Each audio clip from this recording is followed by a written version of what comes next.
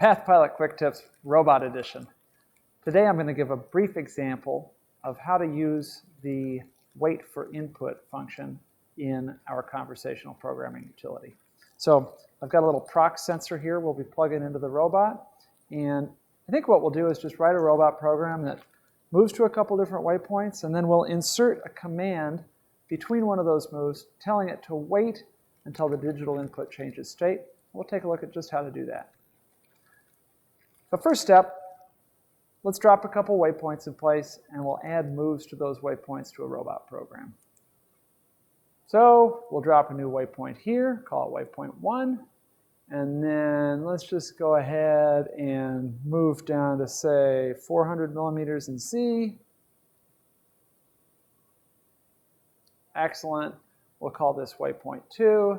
Great. Now we have our 2 waypoints. I can go over here to the Move tab. We'll add both of these to a robot program. Easy enough. And if I were to go ahead and say cycle start, it of course will move between those 2 waypoints.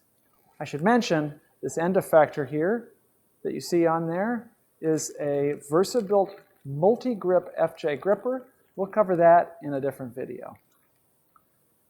But let's say I don't want it to do this mindlessly over and over again, and instead I want to insert some type of command that pauses that motion at a waypoint until one of the robot's inputs changes state. So what I have here is a little proc sensor. It's an accessory that we sell for the robot. We're going to go ahead and plug this into one of the inputs. I'm going to use input 4. So we've got our device plugged in, and it's one of those proc sensors that has a little LED indicating when it's high or not. And we can look over here, we see on the input that in fact input 4 has a little green LED for active. And if I take just any old piece of metal and I move it next to it, we'll see it does what a proc sensor does. It changes its output state depending on the presence of metal. So far so good, right? Let's go ahead here and we'll name this. I'm just going to call it Rogge's procs, right? No big deal. Okay, we're going to go back over to the conversational screen now, and we'll go to the wait command. Now, I can have it wait for a period of time. I could put in a pause. That basically means it's like an M0 break if you're a G-code person. It means we're going to pause the program. You'll have to hit cycle start to resume it. I could put in an optional pause. That's an M1 break if you're a CNC person. That means if your M1 break button is on, it'll pause. If you turn that button off, it won't pause.